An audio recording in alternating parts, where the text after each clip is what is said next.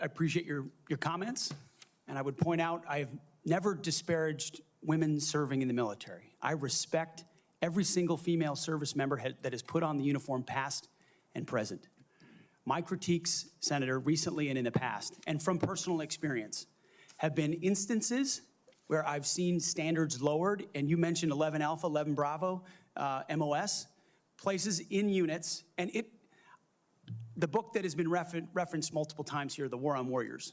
I spent months talking to active duty service members, men and women, low ranks, high ranks, combat arms and not combat arms. And what each and every one of them told me, and which personal instances have shown me, is that in ways direct, indirect, overt, and subtle, standards have been changed inside infantry training units, ranger school, infantry battalions, to ensure that Give me one example. Please give me an example. I get you're making these generalized statements. Commanders meet quotas to have a certain number of female infantry officers or infantry enlisted, and that disparages those women who are incredibly capable of meeting that standard. Infantry. Commanders do not have to have a quota for women in the infantry. That does not exist. It does not exist. And your statements are creating the impression that these exist, because they do not. There are not quotas. We want the most lethal force. But I'm telling you, having been here for 15 years, listening to testimony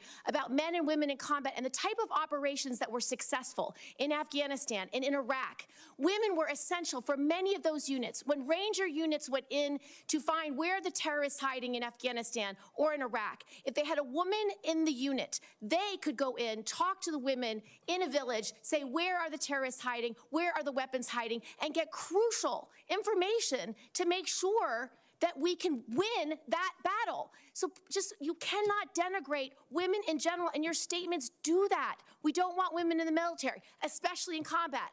What a terrible statement. So please, do not deny that you've made those statements. You have.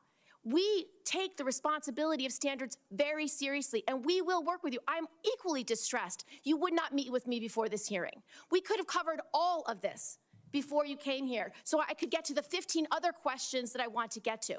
So women you have denigrated. You have also denigrated members of the LGBT.